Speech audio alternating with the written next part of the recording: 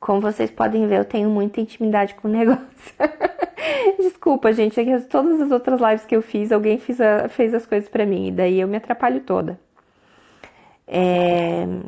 O que a gente tava falando aqui? Também muita gente, muita gente falou pra mim sobre, me perguntou sobre o discurso do presidente, sobre as medidas que estão sendo tomadas e tal.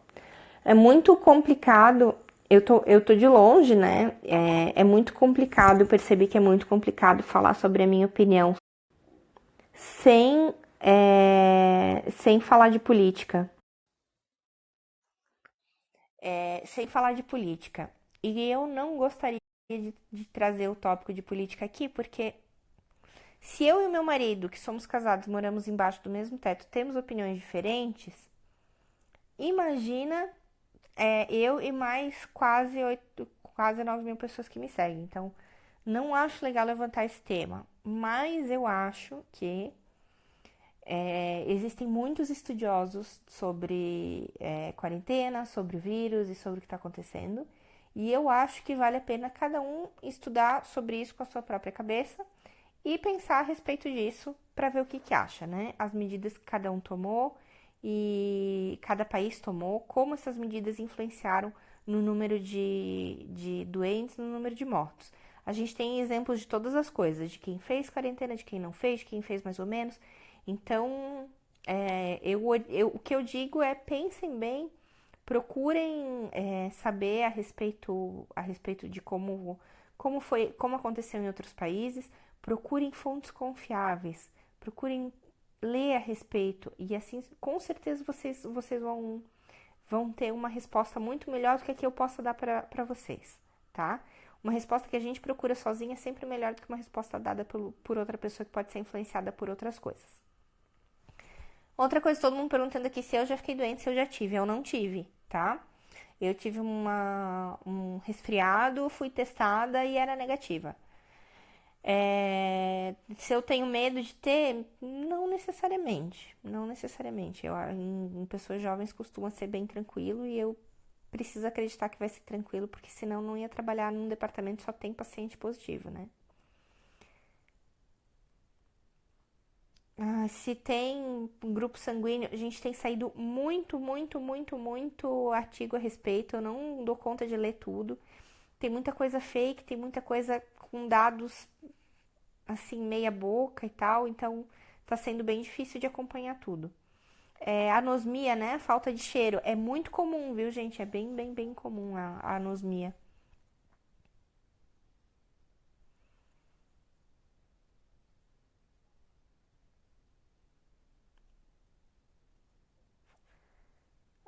Resultados com a cloroquina. A gente está usando essa é a pergunta aí que eu mais respondo na vida.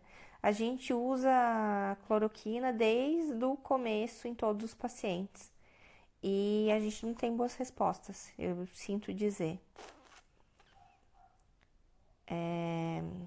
Como eu me isolo, eu não me isolo de ninguém, gente. Eu moro na minha casa com meu filho e meu marido. Eu tenho um filho de 14 meses que ainda mama. E eu não consigo me isolar dele. Se uma pessoa que já pegou coronavírus pode pegar de novo? Em teoria, não. Tem alguns estudos em curso a respeito disso. E. Gente, o que está acontecendo com a Lísia que eu não acho ela aqui? Será que eu consigo. Ops, será que eu consigo chamar a Lísia de algum jeito? Alguém aí que sabe como fazer? Se quem já usa cloroquina pode ser prejudicado? Não, gente. A cloroquina, o que é a base dela é que ela pode ser. Ela pode diminuir a entrada do vírus na célula através de um receptor e também ajuda pra caramba que ela é um anti-inflamatório bem potente. E esse vírus tem um efeito pró-inflamatório bem muito forte. Então, quem já usa, eu não diria que está protegido, mas não está em risco. Um risco além do normal por causa disso, né? Que mais aqui? O vírus e a temperatura. A gente tá aparecendo casos direto em países quentes, tá aparecendo na parte sul dos Estados Unidos, onde tem muito, muito calor e mesmo assim tá indo, o vírus está se alastrando. Então não parece ter muita relação com o frio com o calor. Uma coisa assim que muita gente pergunta aqui pra mim é sobre frio, sobre risco. Quando a gente fala sobre risco, não é o risco de pegar a doença. O risco de pegar a doença todo mundo tem, tá? Eu tenho risco, todo mundo tem risco, tá? Quando eu falo as pessoas têm risco, elas podem. Ó, a Alice pode mandar um pedido. Gente, sou completamente perdida nesse negócio. Voltando à história dos riscos. Quando eu falo que uma pessoa tem risco, significa que ela tem risco de morrer, não de risco de ficar doente. Risco de ficar doente, todo mundo tem risco, tá? Quando eu falo assim, quem é velhinho e é mais gordinho tem risco maior de morrer, não risco maior de pegar doença, entendido? Então, quando alguém me pergunta, eu tenho um filho que tem bronquite, ele tem risco maior do quê? Risco maior de ele ter uma exacerbação dessa bronquite?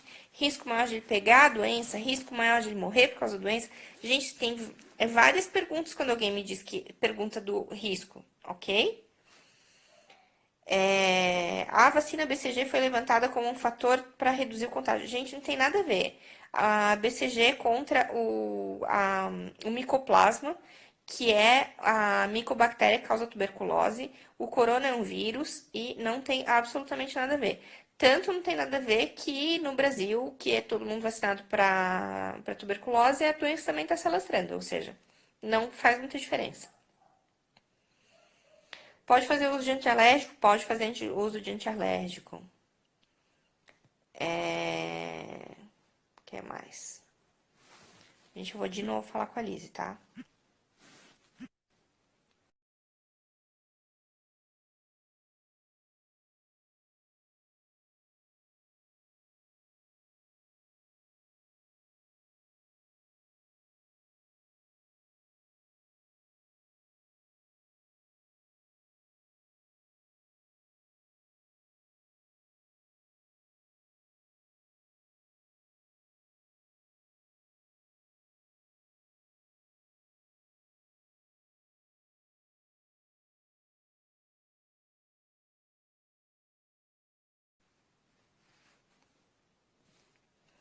Não, tô aqui, tô aqui.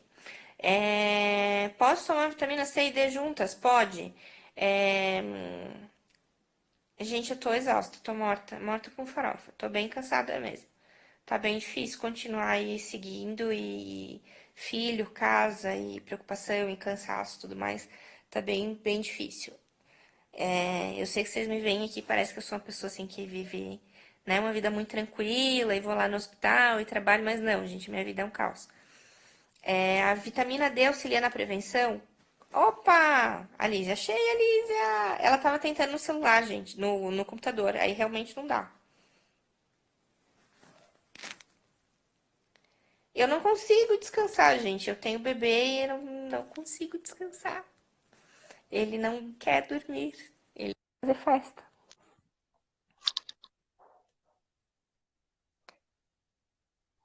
Agora sim, Oi, tudo boa bom? noite. Vou Boa segurar noite, assim que boa eu acho que é noite. melhor. Isso, aqui tá melhor. Boa noite, Mariana. Boa tarde para Lindíssima. quem tá no Brasil. Tá me escutando bem? Tá me ouvindo Tá todo bem? mundo ouvindo bem aí, né?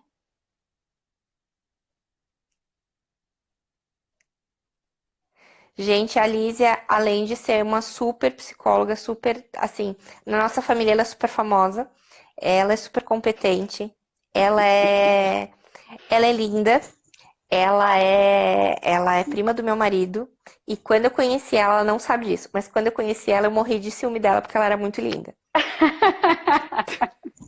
Grazie. Que o João ria da minha cara alucinadamente, ele dizia assim, eu tenho ciúme dela, ele dizia, mas por quê? Eu dizia, porque ela é muito... Eu sei dessa história. Mas assim, né, Então, Mariana, a gente tem muito a agradecer a ti, assim, por estar podendo compartilhar a tua experiência aí, né? Deve estar sendo, assim, muito, muito difícil, mas ao mesmo tempo um período de muito aprendizado, assim, para ti, né? É A gente muito. agradece, assim, por estar compartilhando essa experiência aqui Foi o no que eu escolhi Brasil, né? fazer, trabalhar com emergência foi o que eu escolhi fazer. E de uma hora para outra eu percebi que eu estava no lugar certo para fazer diferença para alguém.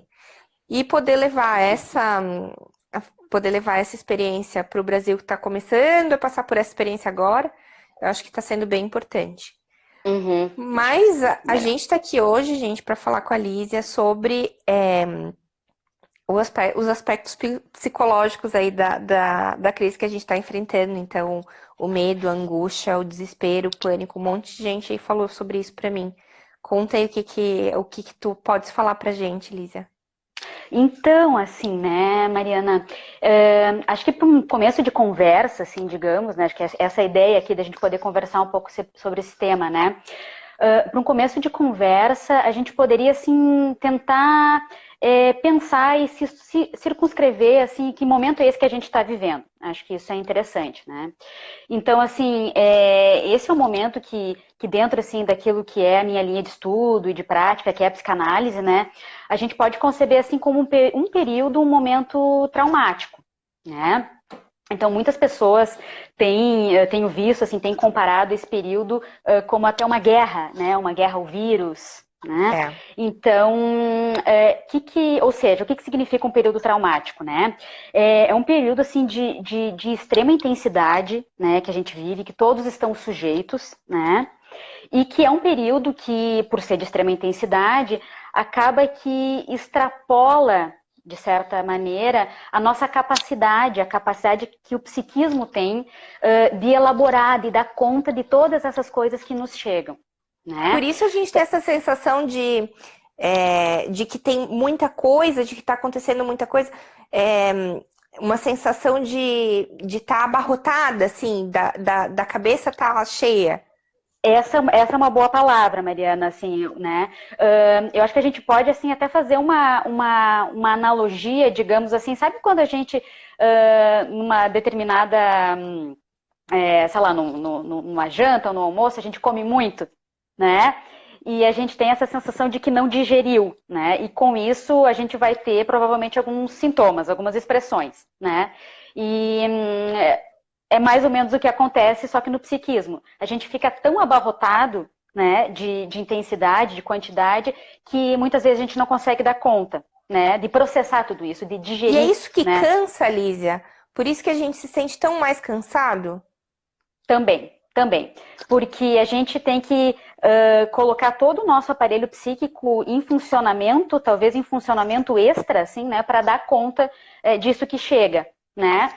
Mas claro, assim, né, Mariana, acho que é uma coisa interessante. Nem todas as pessoas são iguais, né? Claro. Então eu costumo dizer assim, tá bem, tem uma situação aí que é mais ou menos igual para todo mundo, que é esse perigo que representa o vírus, né? Mas a gente não deixa de ser quem a gente é, né? Então, assim, cada sujeito, né, tem a sua história, tem a sua estrutura, né, psíquica e vai processar isso, vai reagir, né, de maneira diferente, né? Tem, acho que uma questão que nós tínhamos conversado e tu estava falando antes, né, sobre o medo, né, sobre o medo e uma outra expressão que tu tem visto, assim, né? Que é as pessoas entrarem em pânico, Exatamente. né? Acho que a gente poderia falar um pouquinho disso, né? A diferença de medo, de pânico, por que que as pessoas estão com pânico, né? Essa sensação horrível de terror mesmo. Uhum. Então, acho que é legal a gente poder, assim, diferenciar, né? O que é o medo e o que é a angústia, tá? Antes de tudo. Porque, assim, o medo, ele é um sentimento, digamos assim, um pouco mais concreto, né, Mariana? É um pouco mais palpável. Quando a gente tem medo de alguma coisa, né? A gente consegue ligar isso a alguma coisa. Por exemplo, na situação de hoje, né? Bom, eu tenho medo de ir ao supermercado, né? Ou medo de ir ao hospital, porque eu posso me contaminar. Tá É bem? uma É um coisa medo palpável e é é um, real. e é real, exatamente, né? E o medo, ele é importante porque isso faz também com que a gente se proteja, né? Então, eu tenho medo de alguma coisa, eu vou fazer o que é possível, né, para dar conta daquela situação. No caso, tomar as medidas que são necessárias, né?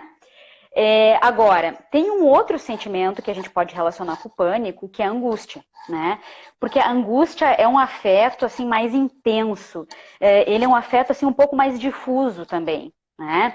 Então, muitas vezes, quando a pessoa está angustiada, ela diz assim, eu não sei muito bem o que eu tenho, eu tô com um aperto no peito, eu não sei dizer o que é, né? E ele é um afeto que, por ser mais intenso, ele faz com que se tenha muitas expressões no corpo, inclusive. Uma Né? somatização, Então, quase. isso. Então, assim, é muito comum, né, o sujeito ter tremores, ter sudorese, né? A angústia é algo que muitas vezes pode paralisar o sujeito, né? Então, assim, inclusive chegando a algum tipo de cenário, assim, em que o sujeito fica tonto, ele sente, assim, que pode morrer, né? Ele sente que pode acontecer alguma coisa, assim, muito horrível, né? Até em situações assim que a gente chama assim de uma certa despersonalização, o sujeito é como se o sujeito assim tivesse até fora do próprio corpo, né? Não conseguisse identificar o que é realidade, o que não é. Né? Então, esse é um afeto que ele está muito associado com esses quadros que a gente tem, que se chama, né, pânico, transtorno do pânico. Né? Então, quando a gente está num cenário assim, né, bom, a gente está diante de uma situação assim bastante difícil, porque isso muitas vezes paralisa o sujeito. Né? Porque é o medo de uma coisa que não é palpável, uma coisa tão grande que te engloba, né? Isso, que te deixa num estado diferente do medo, né? Porque o medo ele envolve muitas vezes uma ação, né? Uhum. Eu tenho medo de algo, então eu vou fazer o possível para evitar aquilo, né? Ou então para me proteger, né? Agora, a angústia é um estado que muitas vezes te coloca numa paralisia, né? Que é o que não pode acontecer agora, né? Alguém escreveu aqui que a gente não tem controle. A gente não tem controle da situação que tá vivendo e a gente tá com essa sensação de que tá tudo fora de controle e a gente tem medo. E se a gente entrar nessa sensação de pânico, a gente perde o controle sobre a gente mesmo, que é o único controle real que a gente tem. Sim, mas o que a gente pode pensar, né? Esse tema do controle, do descontrole, né? Como posso me expressar assim? A gente está diante de uma situação que é uma situação que a gente efetivamente não tem limites do que a gente possa fazer, né? Exato. E aí acho que pega também, né, num ponto da gente, né, que é uma dificuldade que todos nós temos de lidar com o que a gente pode chamar assim, que é uma situação de desamparo, uma situação de impotência, né? E eu acho que isso pega as pessoas de uma maneira diferente, né? Então, é uma situação que, sim, a gente está aí recorrendo à ciência, tu está fazendo a tua parte, né? Mas a gente todos nós temos um certo limite do que é possível fazer, né? E isso acho que pega num ponto muito sensível do ser humano, que é a sua sensação de impotência, de desamparo, de que, no final das contas, a gente não pode controlar tudo. E o que a gente pode fazer para não se sentir tão desamparado, para evitar para sentir o medo e não chegar no pânico? Isso é legal. A gente não tem, assim, né, Mariana, uma receita, né? Porque se tivéssemos uma receita, ia ser muito bom, né? Ia ser muito bom, mas não temos. O que a gente poderia pensar, e aí, assim, sempre é interessante a gente, principalmente nesses momentos, assim, a gente tentar se fiar se fiar na ciência, né? Nos pensadores, né? Naquilo que nos sustenta, né? E aí tem algo assim que é muito importante assim do que Freud sustenta num texto muito interessante, que é um texto de 1932. Na verdade, é uma correspondência, olha que interessante, uma correspondência entre o Einstein e o Nossa, Freud. Sim, uau, o Einstein, vamos pensar 32, né, um período assim, pré-guerra, né? pré-guerra. E o Einstein pergunta assim, tá, mas por que a guerra? Né? Por que tanta destrutividade? Por que tanta morte? Né? E o Freud, assim, grosso modo, né, ele vai, assim, dizer duas coisas importantes, né? Quando a gente está diante dessas situações limites, dessas situações, assim, que envolve perigo, que envolve risco, que envolve morte, né? Talvez a gente possa se aliar, né, a dois poderosos amigos, digamos, né? Que são os laços, né? Os vínculos amorosos, né? Uhum. E que são as identificações, né? Então, o que a gente pode pensar com isso, né? Tudo aquilo que envolve laço entre as pessoas, que envolve o amor, vamos pensar de alguma maneira, né? Claro. É um poderoso antídoto contra esses sentimentos, né? Esses sentimentos difíceis de lidar contra o perigo, né? Então, isso que a gente está fazendo agora, aqui, né, de estar conversando, de estar falando, né? Expondo o Também, assunto. exato, a gente vai tentando assim dar um contorno do que a gente está sentindo, a gente vai tentando ligar, né? Vamos pensar, digerir, né? Isso tudo. Claro.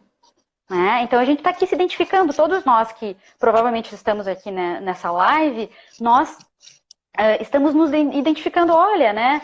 O que a Mariana está falando, eu também tenho essa dúvida. Olha, o que a Lízia está dizendo, eu também sinto assim, né? Então, isso são formas de poder Lízia, tu acha tentar dar que conta.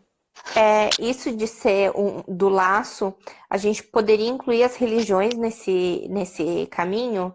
Como um laço com alguma coisa que te tranquiliza, que te suporta? Ou é Uhum. completamente diferente?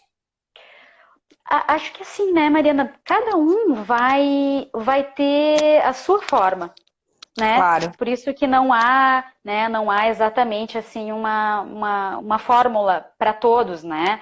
Então, o que para cada um, digamos assim, vai trazer algum tipo assim de ligação, algum tipo de forma assim de nomear o que está acontecendo, né? Então, assim, sim, a religião é algo que está presente na humanidade, né? Como uma forma assim de tentar dar conta do desamparo, né? É uma das principais formas, digamos, dentro da humanidade, né? Assim como, por exemplo, a própria ciência e assim como as artes, né? Então, assim, a cultura nos fornece várias possibilidades, né, de poder dar conta disso. Por isso que talvez muita gente esteja dizendo assim, quem sabe ler, quem sabe ver um seriado, né? Porque a cultura é uma fonte de poder lidar com o sofrimento, né? Desculpa, eu te interrompi, tu estava falando das duas coisas. Uma eram os laços. Uhum. E as identificações. Ah, é isso que eu te perguntei da religião, é porque a Itália é um país muito católico. E as missas foram suspensas e eu vejo que as pessoas Uhum. elas passaram muita dificuldade no começo para se conectar com esse lado. E as pessoas hoje em dia a gente ficou sabendo assim de muitos padres que estão transmitindo as missas pelo Instagram, fazendo que nem a gente está fazendo, eles transmitem as missas pela rádio. Então, tem um trabalho muito bonito de tentar trazer aquilo que as pessoas estão acostumadas no seu dia a dia. A gente não estou fazendo apologia a nenhuma religião. Eu só acho que as pessoas têm que ter algum tipo de amparo. E para muita gente, a religião é um amparo. É o jeito como a pessoa consegue lidar e enfrentar a realidade que ela está vivendo, né?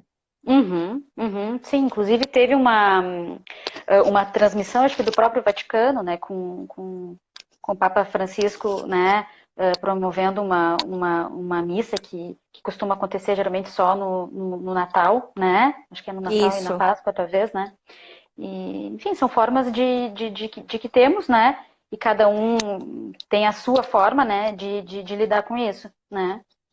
Mas é interessante, assim, porque me ocorre uma forma de que, bom, mesmo virtualmente, podemos estar juntos, né?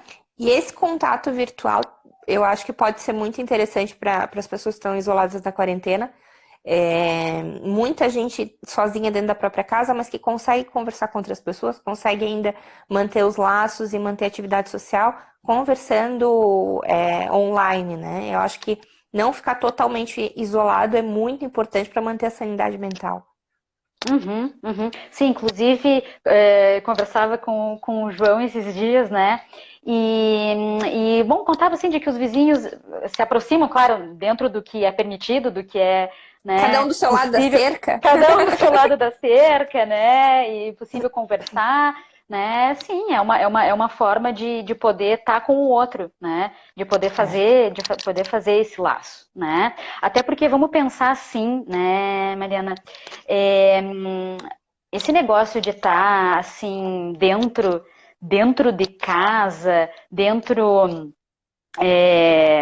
mais assim recolhido, né? Para muitos pode parecer alguma coisa interessante, Sim. né?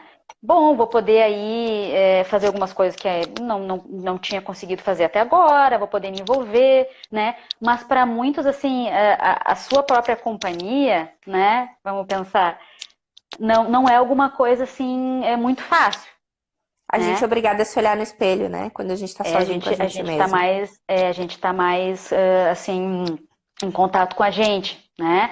E também em contato com eventualmente pessoas que possam estar no mesmo local, né? Então, Às vezes é, famílias não tão harmônicas que precisam se enfrentar nesse momento e é, precisam encontrar uma via de meio para continuar seguindo em frente, né?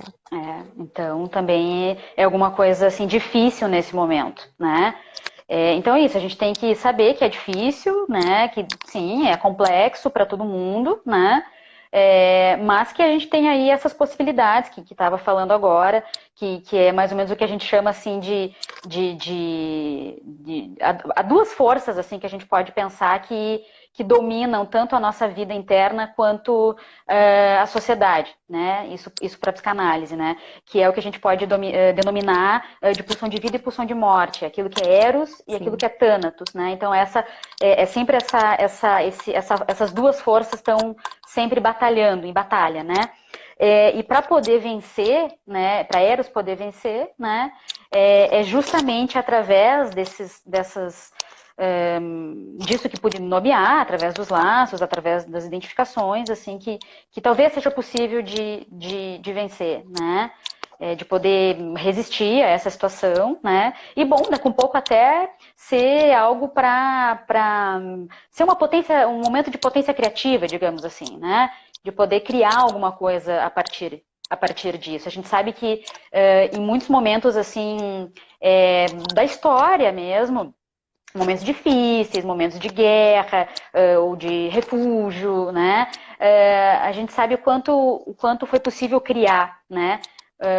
Então, quantos artistas, quantos escritores também puderam criar nesses momentos, né? A Quem gente estava sabe? conversando ainda há poucos dias atrás, que foi depois da peste que veio o Renascimento, né? Então, depois de um renascimento nas artes, então, depois de uma grande dor, uma grande perda, um período muito, muito sombrio, que veio essa coisa de um renascimento, como o próprio nome diz, das artes Da e das luz. pessoas, Uhum. da luz, das pessoas querendo fazer uma coisa diferente e de criar e de aprender, uma sede muito grande de aprender. Talvez seja esse o momento que a gente está passando, um período de quietude, de reclusão, para depois a gente poder ressurgir disso tudo. Né? É uma aposta que a gente pode fazer, né? Uma aposta que a gente pode Deixa eu fazer. te perguntar uma última coisa que eu não queria tomar teu Hum. tempo. Não, vamos lá, tô. O que que a gente, como profissional de saúde, pode fazer para melhorar a qualidade de vida dos nossos pacientes que estão internados e isolados? Porque ficar isolado em casa, gente, aí com a televisão assistindo Netflix, em boa saúde, comendo bolacha com Nutella, é fácil. Agora, ficar no hospital isolado, doente, longe da família, é muito mais difícil. E a gente tenta dar o maior suporte possível para eles, mas a gente também não sabe o que fazer. Uhum. Mas, Mariana, quer saber, tu poderia contar um pouco mais, assim, até para eu ter um pouco mais de noção, assim, como é que tem sido, assim, esse tipo de situação? Pacientes que Os estão nossos, os isolados. nossos pacientes, todos os pacientes que são internados com Covid, eles ficam num setor isolados e eles não recebem visita. Então, eles ficam ali, às vezes, semanas sem receber visita. Os pacientes são mais jovens, têm mais desenvoltura com o celular, ligam para suas famílias, conseguem fazer videochamada. A gente, inclusive, incentiva eles a fazerem isso. Mas os pacientes mais idosos, se a gente não faz videochamada para as famílias, eles não têm nenhum contato. Mas eles têm contato com vocês, médicos. Com a gente, eles têm contato todo dia, mas com as famílias, não. Uhum, uhum. Me ocorre assim, bom, há uma impossibilidade de contato, é isso que tu tá dizendo, né? Com as Mas próprias talvez famílias, é. com as próprias famílias, mas o contato possível é com vocês, né? Então, eu tô pensando assim, como que, vamos, que os profissionais de saúde que também estão em contato, daqui a um pouco vão acabar tendo um pouco essa função, né? De É isso que a ser, gente tenta, né? Né? de ser o esteio deles, assim. E a A gente ligação com o fala, mundo, né? a gente fala muito assim, olha, eu pelo menos tento muito conversar, como chama o filho, como é que chama o neto. Aí me diz, o meu neto chama Giovanni. Olha, quando sair o Giovanni vai querer jogar bola, o senhor tem que se cuidar. Porque se não sair bem curado, depois o Giovanni vai querer jogar bola, o senhor não vai ter força para jogar. Então, a gente tenta usar isso para dar uma esperança para que eles possam sair e lembrar do que tem na rua esperando por eles. Acho que nesse momento a possibilidade é exatamente com os profissionais que estão ali podendo ter o contato, né? E acho que isso que tu falou é super importante, assim, né, Mariana, de poder fazer esse tipo de ligação, de poder ter uma escuta, e acho que isso é muito legal que tu tá contando, porque tu tá falando de um atendimento, né, e de uma medicina que é uma medicina humanizada, né? E isso é muito bonito, assim, de poder escutar, de poder, né, saber que é bonito mesmo, assim, de poder escutar o que tu tá Esse dizendo. termo de medicina humanizada me deixa tão nervosa, porque a gente faz medicina para humanos. Gente, eu preciso de uma outra palavra para falar de um atendimento que devia ser só Pois medicina, é, né? A pois gente é. chegou num ponto em que a gente precisa dizer que a minha medicina é humanizada e que a do fulano não é. Então, quando chega uma senhora que como aconteceu semana passada, muita dificuldade para respirar, muito ansiosa. Eu não sei se alguém aí já teve a terrível experiência de ficar sem ar. É muito ruim, os pacientes chegam muito agitados, é muito difícil fazê-los ficar quietos para a gente colocar o oxigênio. E daí a gente tenta fazer um laço com o paciente para tentar fazer um pacto, né? Tipo, eu dou uma coisa daqui, tu dá uma coisa de lá. E essa senhora, ela falava, eu quero ver uma tia, eu quero ver uma tia, eu quero ver uma tia. Aí a gente conversa, olha, a gente precisa colocar essa máscara, incomoda, mas depois a senhora me fala quem que é uma tia, eu vou ligar para ele. Eu pensei que fosse o filho, né? Uma senhora jovem, de uns 50 e poucos anos. Pensei que fosse o filho, a gente colocou a máscara. Aí ela apertava a minha mão e eu via assim o olho saindo água, dizia, mas eu vou ligar para ele. Ela fazia que não. Aí quando ela melhorou, eu perguntei, mas quem que é uma tia? É o meu neto, ele nasce semana que vem, é o meu primeiro neto. Então, assim, às vezes os pacientes também trazem narrativas muito fortes pra gente, né? Então, eu não posso ser a médica que pega uma máscara que é super desconfortável, enfia na goela, na boca da pessoa, vira as costas e vai embora. Isso não é medicina.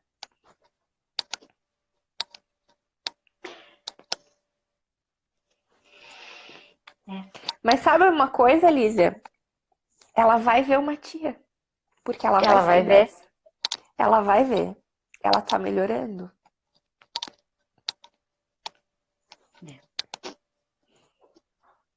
É, é até difícil de usar essa palavra, né, num momento assim, tão complicado, mas são histórias bonitas, né? São São histórias de histórias muita potentes, força. de muita É, força. Porque a gente sabe também, né, Mariana, que nem todas as pessoas que exercem uma função de cuidado, né? E aí são muitas profissões, né? Muitas. Tem exatamente essa sensibilidade, digamos assim, É que verdade. tu tá relatando, né? Vocês já pensaram? Ela me prometeu que quando uma tia nascer, ela vai lá me levar uma foto. Porque eu preciso conhecer esse menino.